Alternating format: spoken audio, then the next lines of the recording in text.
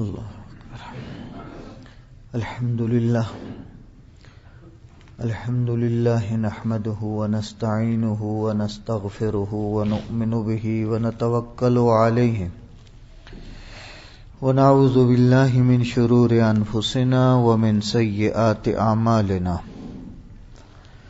من يهده الله فلا مضل له ومن يضلله فلا هادي له ونشهد أن لا إله إلا الله وحده لا شريك له في الخلق والأمر ونشهد أن سيدنا وسندنا وشفيعنا وحبيبنا وحبيب ربنا وهادينا ومرشدنا ومولانا محمدا عبده ورسوله أرسله بالحق بشيرا ونذيرا وداعيا إلى الله بإذنه وسراجا منيرا أما بعد فأعوذ بالله من الشيطان الرجيم بسم الله الرحمن الرحيم إلا تنصروه فقد نصره الله إذ أخرجه الذين كفروا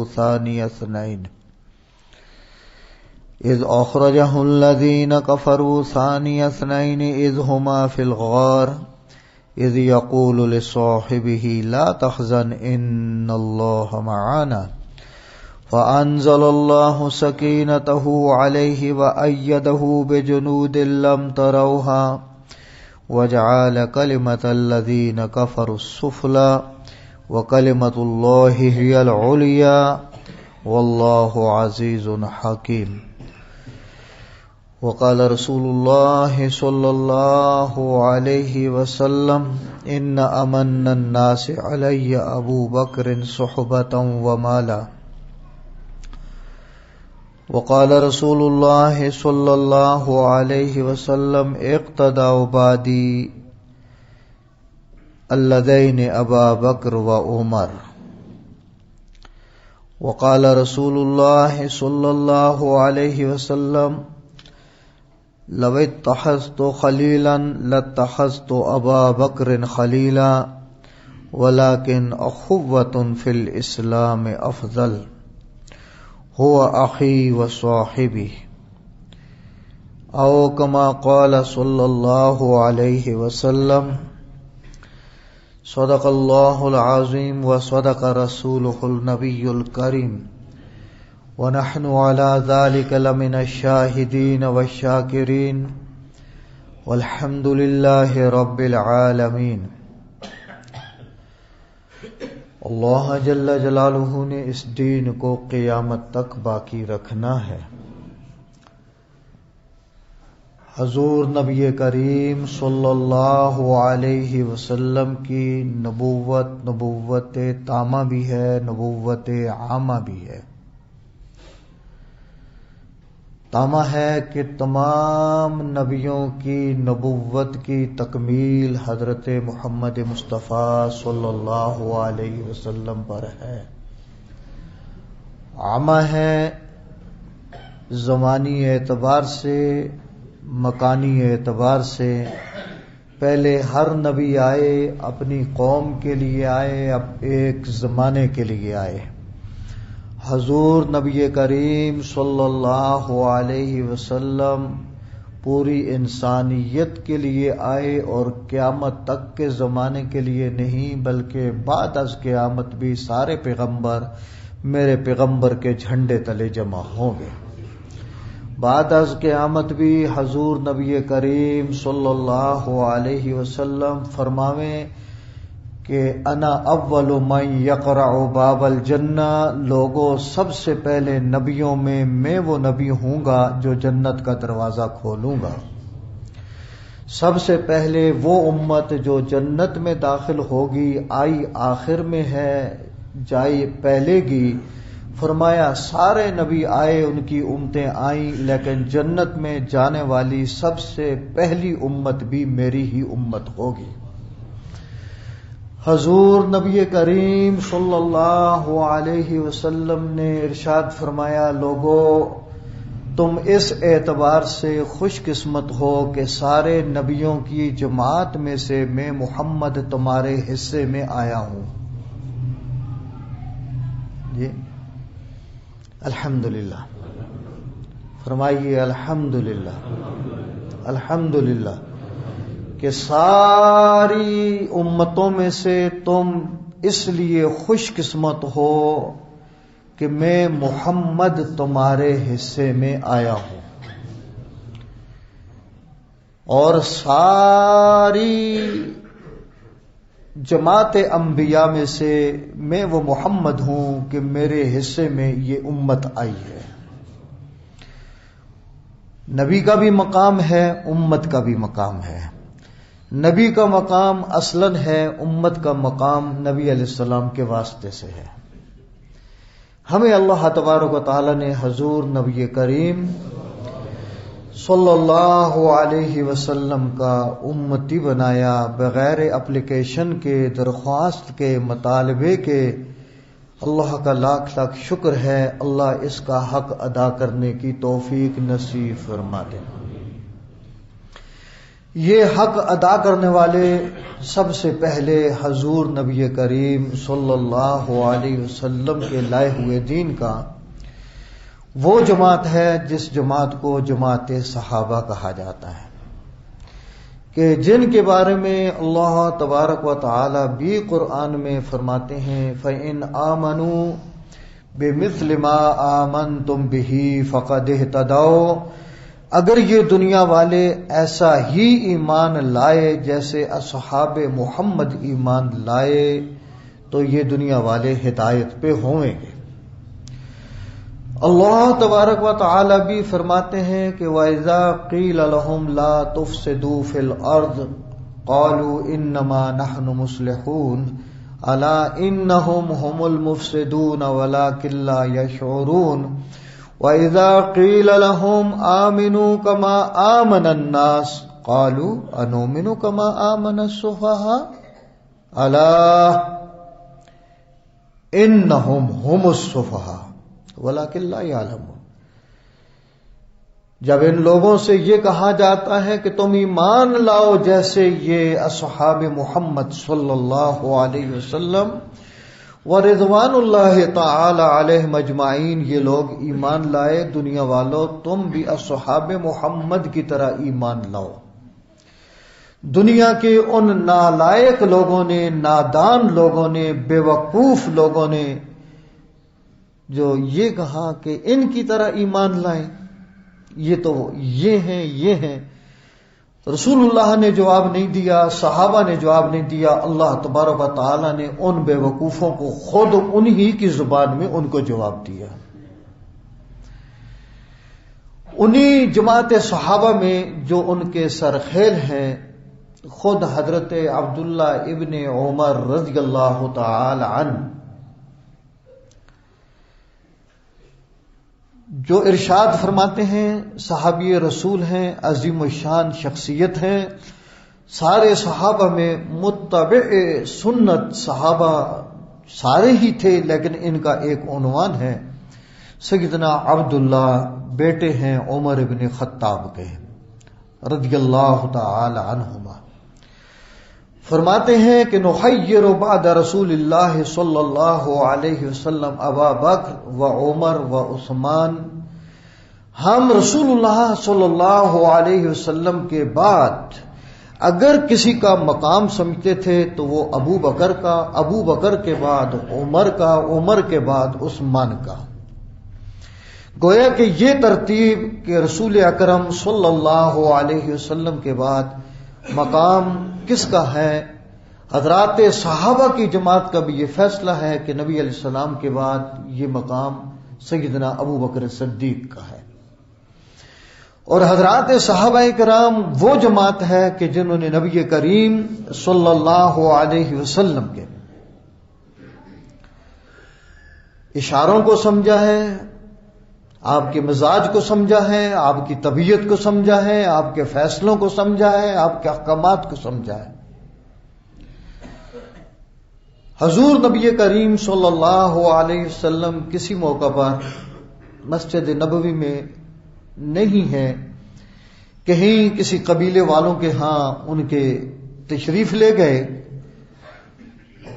کچھ جرگہ تھا، ادھر مسجد نبوی میں نماز کا وقت ہو گیا، نبی علیہ الصلوۃ والسلام موجود نہیں ہے.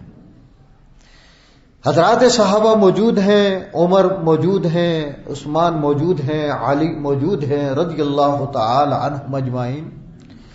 لیکن سیدنا بلال رضی اللہ تعالی عنہ جو اذان کے ذمہ دار ہیں، اقامت کے ذمہ دار ہیں، اس پوری جماعت صحابہ میں جو مسجد میں بیٹھی ہے، تو سیدنا ابو بکر صدیق کے پاس آ کے عرض کرتے ہیں نبی علیہ السلام کہیں تشریف لے گئے، نماز کا وقت ہو گیا ہے، آپ نماز پڑھا دیں. سیدنا ابو بکر صدیق رضی اللہ تعالی عنہ نے ماحول کو دیکھا کہ واقعتاً اب انتظار میں وقت گزر رہا ہے اور نبی علیہ السلام موجود نہیں ہے. سیدنا ابو بکر صدیق رضی اللہ تعالی عنہ مصلی رسول پہ کھڑے ہو گئے. نماز شروع ہو گئی. نماز شروع ہونے کے دوران نبی علیہ الصلوۃ والسلام تشریف لے آئے. اب نبی علیہ الصلوۃ والسلام دوران نماز پہنچتے ہیں. حضرات صحابہ کو احساس ہوا کہ رسول اللہ صلی اللہ علیہ وسلم تشریف فرمائے آ چکے ہیں. اب سیدنا ابو بکر صدیق تو مصلی امامت پہ ہیں، ان کو کیسے اطلاع کی جائے کہ رسول اللہ صلی اللہ علیہ وسلم تشریف لا چکے ہیں؟ تو ظاہر ہے کہ پورے طریقے سے مسائل ابھی صحابہ کے سامنے تدریجاً آ رہے تھے.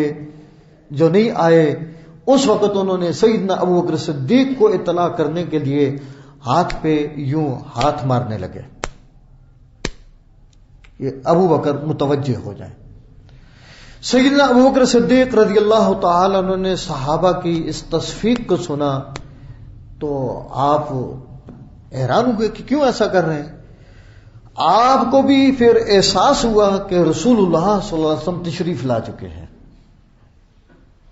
اب نبی علیہ السلام کی موجودگی میں آپ کے مصلی پہ کس صحابی کی جرت تھی، ہمت تھی کہ وہ کھڑا ہو سکے؟ سیدنا ابو بکر صدیق رضی اللہ تعالی عنہ نے بھی محسوس فرمایا کہ نبی کریم صلی اللہ علیہ وسلم تشریف لا چکے ہیں. آپ نے پچھلے پاؤں پیچھے صف میں آنا چاہا. نبی علیہ الصلوۃ والسلام نے آواز بھی دی انہیں، مکانک مکانک، اپنی جگہ کھڑے رہو، اپنی جگہ کھڑے رہو، اپنی جگہ کھڑے رہو.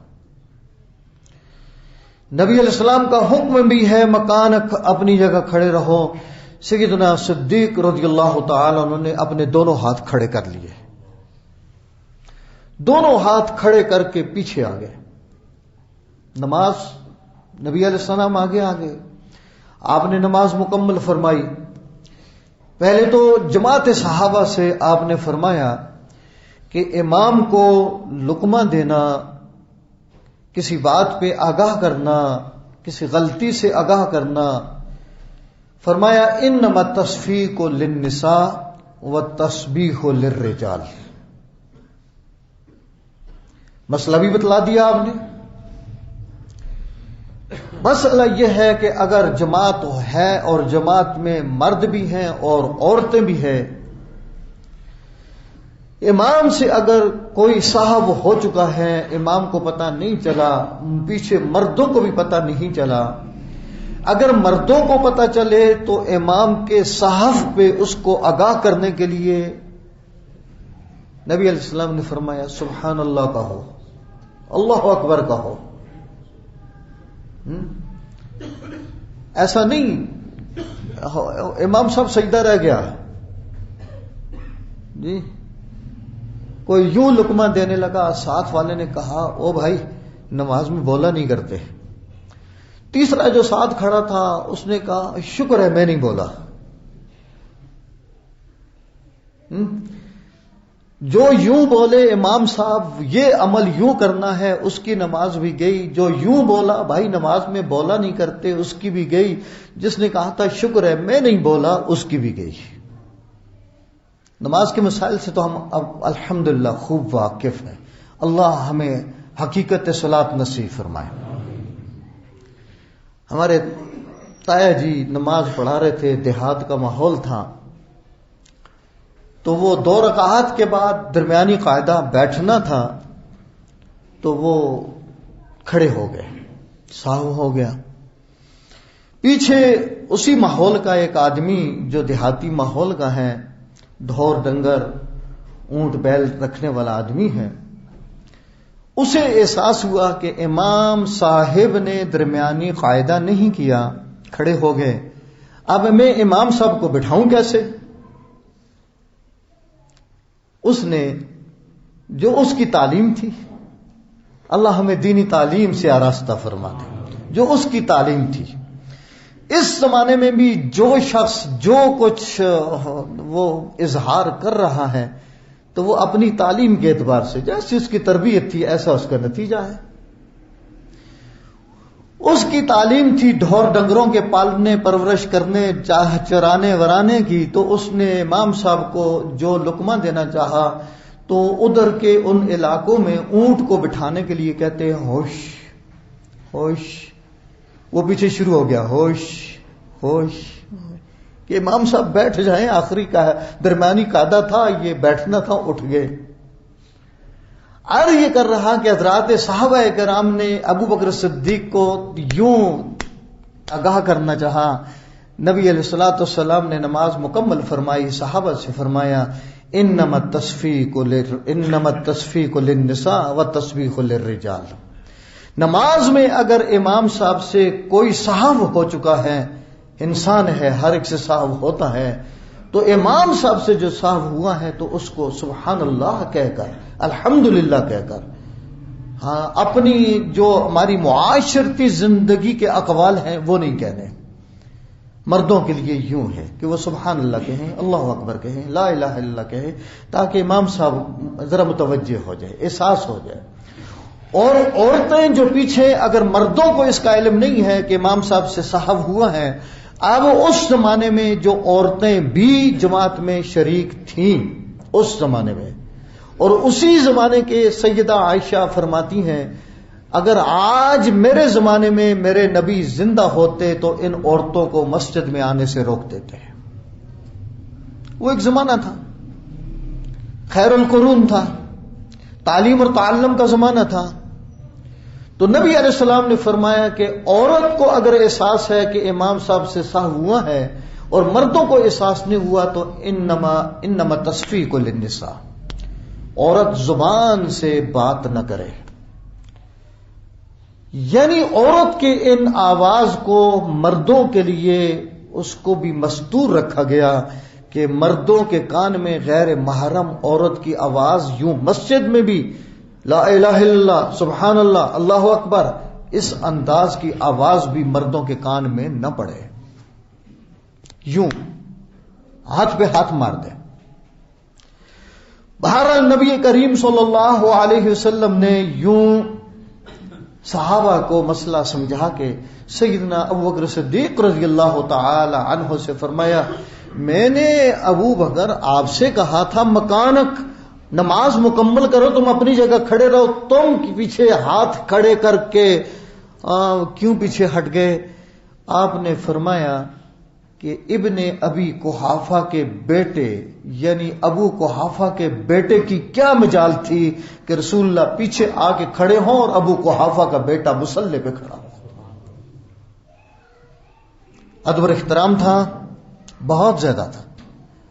یہی وجہ تھی کہ اللہ تبارک و تعالی نے اس پوری کی پوری امت میں افضل الخلائق بعد الانبیاء، اگر یہ عقیدہ ہے اہل سنت والجماعت کا تو برحق عقیدہ ہے، انبیاء کے علاوہ باقی پوری کی پوری مخلوق میں اگر افضل ترین کوئی ہستی ہے تو وہ سیدنا ابو بکر صدیق رضی اللہ تعالی۔ سیدنا ابو بکر صدیق رضی اللہ تعالی عنہ کے بارے میں خود رسول اللہ صلی اللہ علیہ وسلم کا ارشاد ہے، فرمایا کہ جب سے سورج نے طلوع ہونا شروع کیا ہے اور جب تلک سورج طلوع ہوتا رہے گا، جب سے سورج کی کرنیں اس زمین پہ پڑی ہیں اور جب تک پڑتی رہیں گی، حضور نبی کریم صلی اللہ علیہ وسلم کا ارشاد ہے، آپ نے فرمایا کہ اس سورج کی کرنوں نے، میری آپ کی زندگی مختصر ہے، نوح علیہ السلام کی زندگی بھی سورج کی زندگی کے سامنے مختصر ہے. میرے نبی نے سورج کی زندگی کا، جب سے اللہ تبارک و تعالی نے اس کی تخلیق فرمائی ہے اور اس کی کرنوں نے زمین پہ پڑنا شروع کیا ہے، اور جب تک یہ سورج قیامت کا وہ دن جس دن تو اذا الشمس کورت کی صورت پیدا ہوگی، جب اس دن تک سورج کی تمام تاریخی زندگی کی کرنیں، میرے نبی نے فرمایا ابو بکر سے زیادہ افضل انسان پہ نہیں پڑی. انبیاء الگ ہیں، انبیاء سب سے افضل ہیں. بعد از انبیاء افضل الخلائق کے ابو بکر صدیق ہیں. سیدہ عائشہ رضی اللہ تعالی عنہ نبی علیہ الصلوۃ والسلام کے پاس ہیں، اندھیری رات ہے. جب رات اندھیری ہو تو آسمان کے ستارے خوب چمکتے نظر آتے ہیں، آسمان بھرا ہوا نظر آتا ہے. سیدہ عائشہ صدیقہ نے اپنے سرتاج سے پوچھا، نبی کریم صلی اللہ علیہ وسلم سے پوچھا، فرمائیے یا رسول اللہ، کیا اس آسمان میں اس وقت جتنے ستارے چمک رہے ہیں موجود ہیں، ہمیں نظر آویں یا نہ آویں وہ موجود ہیں؟ فرمائیے ان آسمان کے ستاروں جتنی نیکیاں بھی کسی کی ہویں گی؟ نبی کریم صلی اللہ علیہ وسلم نے ارشاد فرمایا ہاں عائشہ ہیں. عرض کیا یا رسول اللہ کس کی؟ آپ نے فرمایا عمر کی. کس کی؟ آپ نے فرمایا عمر کی. سیدہ عائشہ صدیقہ رضی اللہ تعالی عنہا کے ذہن میں یہ تھا میرے ابا جی کا نام آئے گا کہ تیرے ابا جی کی یہ نیکیاں ہیں. آپ کچھ مایوس سی ہوئی، نبی علیہ السلام نے بھانپ لیا، عائشہ کیا بات ہے؟ عرض کیا یا رسول اللہ میں سوچ رہی تھی آپ میرے ابا کا نام لیں گے کہ اتنی نیکیاں اس کی ہیں، اور آپ نے سیدنا عمر کا فرمایا کہ اس کی نیکیاں ہیں. فرمایا عائشہ تیرے ابا کی ایک رات کی نیکی عمر کی آسمان بھرا نیکیاں اس کا مقابلہ نہیں کر سکتا.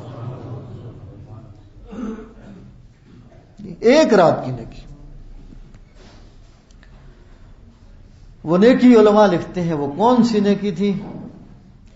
الا تنصروا فقد نصره الله اذ اخرجه الذين كفروا ثاني اثنين.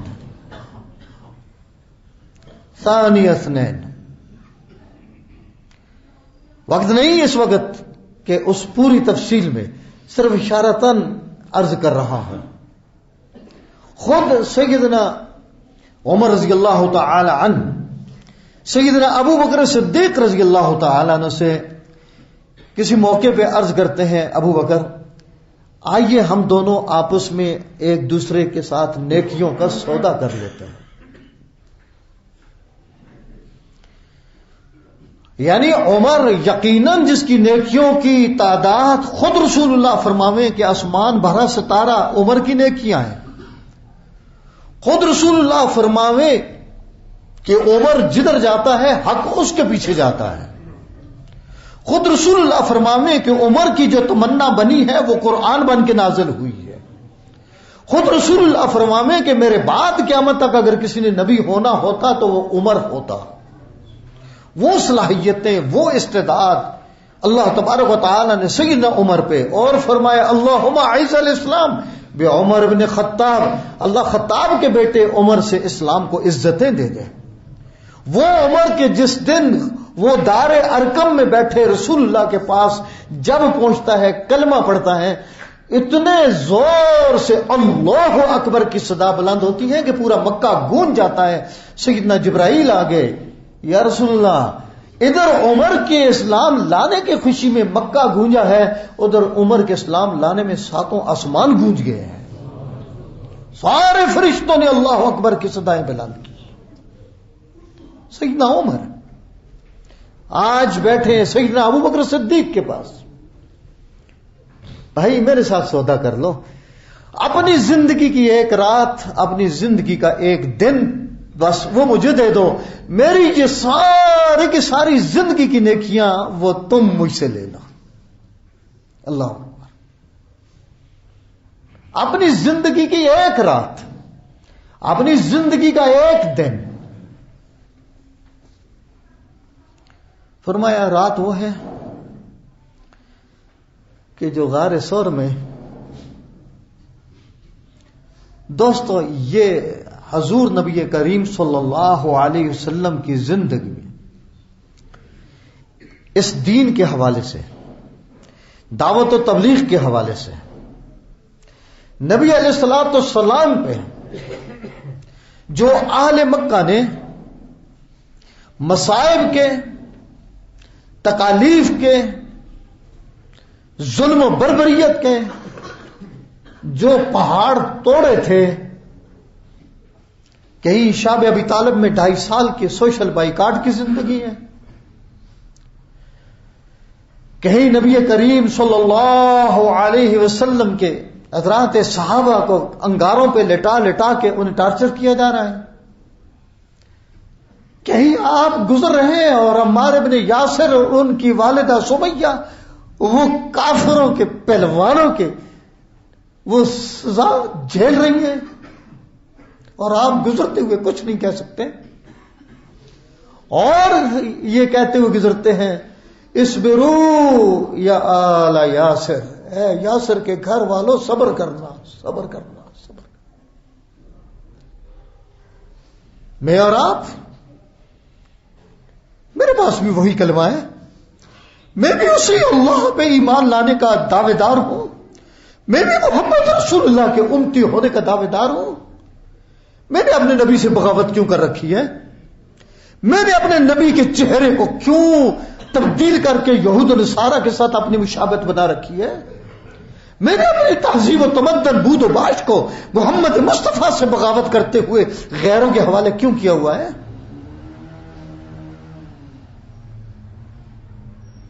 وہ تکالیف اور وہ مصائب. اصبروا یا آل یاسر، کیا صبر تھا.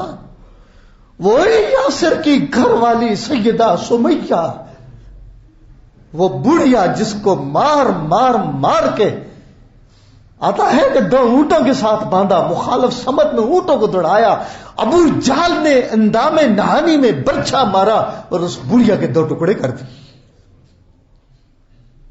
کیا گزر رہی ہے حضور نبی کریم صلی اللہ علیہ وسلم پر؟ کچھ نہیں ہو سکتا. اصبروا یا آل یاسر. ادھر بلال کو مار پڑ رہی ہے، نبی علیہ الصلوۃ والسلام بلال کی اس تکلیفوں کو دیکھ کے گزرتے. ادھر سے ابو بکر آئے، سیدنا ابو بکر سے آپ نے اتنا فرمایا، ابو بکر بلال کو مار پڑ رہی ہے، ابو بکر بلال کو مار پڑ رہی ہے. یعنی نبی علیہ السلام نے اپنے دکھ کا، اپنے درد کا، اپنی تکلیف کا اظہار فرمایا. ہو کچھ نہیں سکتا. ابو بکر بلال کو مار پڑ رہی ہے، وہ رمز شناس نبوت، وہ نبی علیہ الصلوۃ والسلام کی باتوں کے پیچھے آپ کے مقاصد کو جاننے والا میرے نبی کا یار غار بھی، یار مزار بھی. یہ جملہ سنا، ابو بکر بلال کو مار پڑ رہی ہے. پچھلے پاؤں پلٹے ہیں. اس بلال کا جو مالک تھا امیہ، اس کے پاس گئے. امیہ، یہ تیرا غلام، میں اس کو خریدنے آیا ہوں، کیا کرے گا تو اس کا؟ کالا گلوٹا ہے، حبشی ہے، کوئی فن ون کچھ بھی نہیں جانتا، نکما آدمی ہے. آپ نے فرمایا میں خریدنے آیا ہوں، تو اس کی قیمت کر، میں اس کی قیمت دینے کو تیار ہوں. امیہ نے قیمت کری اور خوب قیمت لگائی. مجال ہے سیدنا ابو بکر نے ایک دھیلا بھی کم کرایا ہو. پوری قیمت پہ سونا ڈن کرا کے امیہ کہنے لگا ابو بکر گھاٹے کا سودا کیا ہے، ابو بکر گھاٹے کا سودا کیا ہے. سیدنا ابوبکر صدیق رضی اللہ تعالی عنہ فرمانے لگے کیوں؟ میں نے پہلے کہا اس میں کوئی صفت نہیں، کوئی استعداد نہیں، کوئی صلاحیت نہیں، کوئی خیر نہیں، کالا کلوٹا ہے، کوئی رنگ نہیں، کوئی نسل نہیں، اتنی قیمت تو نے اس کی مجھے دے دی، گھٹ کا سودا کیا۔ آپ نے فرمایا امیہ سن، جس وقت میں بلال کے خریدنے کی نیت کر کے نبی سے جدا ہوا تھا، ابو بکر نے یہ سوچ رکھا تھا کہ آج ابو بکر کی ساری زندگی کا سارا سرمایہ لگے گا، میں اپنے نبی کی خواہش کو پورا کروں گا۔ نبی کی خواہش، میں نے گھاٹے کا سودا نہیں کیا۔ آج میرے نبی نے مجھ سے فرمایا بلال کو مار پڑ رہی ہے، میں نبی کے مزاج کو سمجھا، خواہش کیا ہے؟ ابو بکر بلال کو خریدو، آزاد کرو۔ ابو بکر نے خریدا بلال کو رسول اللہ کے قدموں میں، یا رسول اللہ حاضر ہے بلال۔ کیا مقام تھا؟ نبی علیہ السلام نے حکم نہیں دیا، صرف رسول اللہ کی خواہش کو پورا کیا جا رہا ہے، میں نبی کے احکامات کو توڑ رہا ہوں۔ سارا سرمایہ ابو بکر کا لگتا اور لگا۔ وہ وقت بھی تھا جب غزوہ تبوک کا وہ منظر سامنے آتا ہے، مشہور واقعہ ہے، سیدنا عمر فرماویں اس زمانے میں میرے پاس مال خوب تھا، اب میرے دل میں تھا اب کہ میں ابو بکر سے نمبر جیتوں گا۔ مال کے 2 حصے کیے، آدھا گھر چھوڑا، آدھا رسول اللہ کی خدمت میں۔ ادھر ابو بکر بھی آ گئے، عمر کا مال زیادہ ہے، ابو بکر کا مال زیادہ نہیں۔ آپ نے پوچھا عمر کیا لے کے آئے ہو؟ کیا لے کے آئے ہو؟ یا رسول اللہ آدھا کیا مال، آدھا گھر والوں کے لیے چھوڑا، آدھا خدمت رسول میں لایا۔ سیدنا ابو بکر سے پوچھا ابو بکر پیچھے کیا چھوڑ کے آئے ہو؟ یہ نہیں پوچھا کیا لائے ہو، پیچھے کیا چھوڑ کے آئے ہو؟ اس نے جو بعد الانبیاء افضل الخلائق ابو بکر ہے، عرض کیا یا رسول اللہ پیچھے اللہ اور اللہ کے رسول کا نام چھوڑ کے آیا۔ کیا مقام، سارا لگا۔ اور آج ہی کا منظر ہے جو مشہور ہے کہ دیوار کے ساتھ لٹکی سوئی بھی ابو بکر نے اپنے گھر میں نہیں چھوڑی، جو مشہور ہے کہ وہ سوئی دے کر آئے، اپنی بیٹی عائشہ کے گھر آئے، رات کا وقت ہے، کروٹیں بدل رہے ہیں، ابا جی خیر ہے، بے قراری کیوں ہے؟ بیٹا میرے نبی ابھی تک مسجد میں بیٹھے ہیں اور غزوہ تبوک کی تیاری میں لگے ہیں اور اعلان ہو رہے ہیں کہ کچھ لاؤ ہم جائیں، میرے نبی ادھر بے قرار اور میں یہاں قرار سے۔ ابا جی تو کیا ہوا؟ آپ نے گھر کی سوئی تک اتاری اور نبی کی خدمت میں پیش کر دی ہے، آپ کے پاس راہ کیا ہے؟ بیٹا کچھ نہیں رہا، کپڑوں کا ایک جوڑا جسم پہ رہ گیا۔ جی یہی رہ چکا ہے۔ اللہ اکبر۔ صبح اٹھے، بازار لگا، کمبل کا کوئی ٹکڑا خریدا، جسم پہ لپیٹا، اپنے کپڑوں کا لگا جسم پہ جوڑا، فروخت کیا، وہ پیسے بھی رسول اللہ کی خدمت میں۔ کنارے پہ بیٹھ کے جبرائیل آئے، جبرائیل نے آج کمبل لپیٹا ہوا ہے اپنے جسم پہ۔ نبی علیہ السلام نے پوچھا جبرائیل یہ کیا منظر ہے، کس لباس میں آئے ہو؟ عرض کیا یا رسول اللہ میرا لباس دیکھا، ادھر نہیں دیکھا، ادھر نہیں دیکھا۔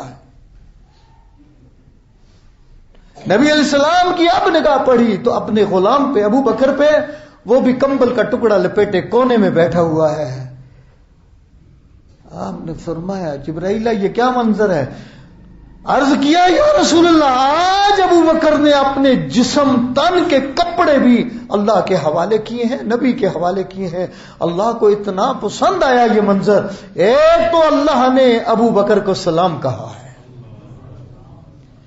اور دوسرا اللہ فرماتے ہیں یا رسول اللہ کہ ابو بکر سے پوچھو اس حال میں بھی ابو بکر مجھ سے راضی ہے؟ سیدنا ابو بکر کو سلام ملا، اللہ کا پیغام ملا، رونے لگ گئے۔ میرے جسم پہ کمبل کے ساتھ کیکر کے کانٹے لگے ہیں، اگر میرے جسم کے چمڑے پہ یہ کانٹے لگتے میرا چمڑا ادڑا ہوتا اور اس کو سیاہ ہوتا. یا رسول اللہ، اللہ کی قسم میں تو اس وقت بھی اللہ سے راضی رہتا.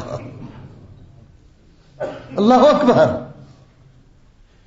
پھر جبرائیل نے عرض کیا، یا رسول اللہ، آج جو ان کا کمبل لپیٹنے کا منظر ہے، اللہ نے آسمانوں کے فرشتوں کو حکم دیا ہے تم وہی لباس اپناؤ جو آج میرے نبی کے ابو بکر نے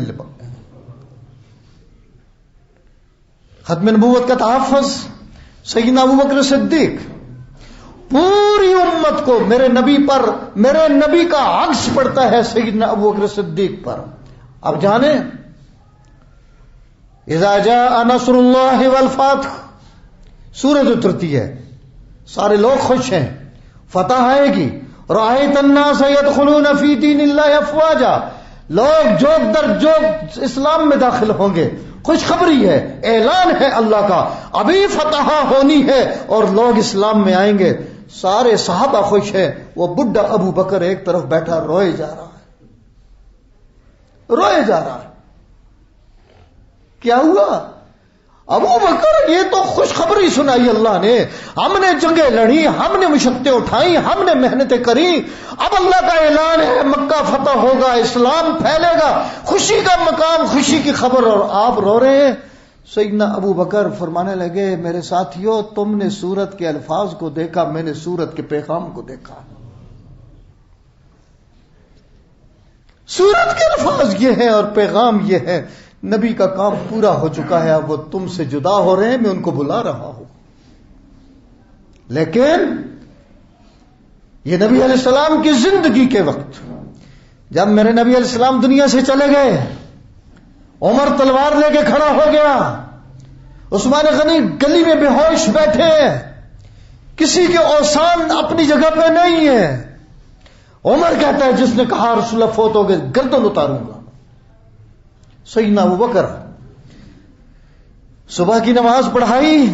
نبی علیہ السلام نے اپنے حجرہ انور کا وہ دروازہ، وہ جس میں آج بھی آپ آرام فرما رہے ہیں، اللہ مجھے آپ سب کو وہ زیارت کی توفیق نصیب فرمائے. اللہ وہاں مجھے آپ کو حاضریاں نصیب فرمائے. اللہ ما بین بیتی و منبری روضۃ من ریاض الجنہ، اللہ وہاں کے سجدے نصیب فرمائے. اسی جگہ سے نبی علیہ السلام کے حجرے کا پردہ اٹھتا ہے، صبح کی نماز ہے، سیدنا ابو بکر نماز پڑھا رہے ہیں، حجرے کا پردہ دروازے کا اٹھا، سارے صحابہ میں کھلبلی، رسول اللہ آ رہے ہیں.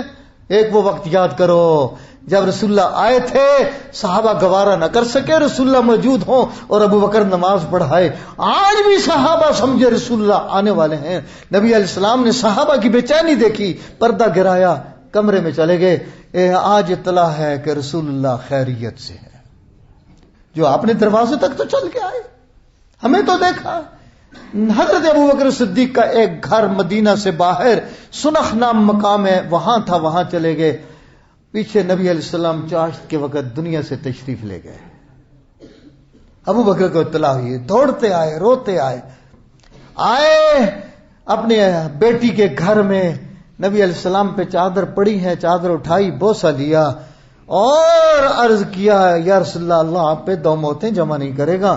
ادھر منظر دیکھا، ابو بکر نے تلوار عمر کے ہاتھ میں، عثمان ادھر گلی میں بے ہوش، حضرات آل بیت اپنے غم میں، اپنے مسجد نبوی میں سب کو جمع کر کے.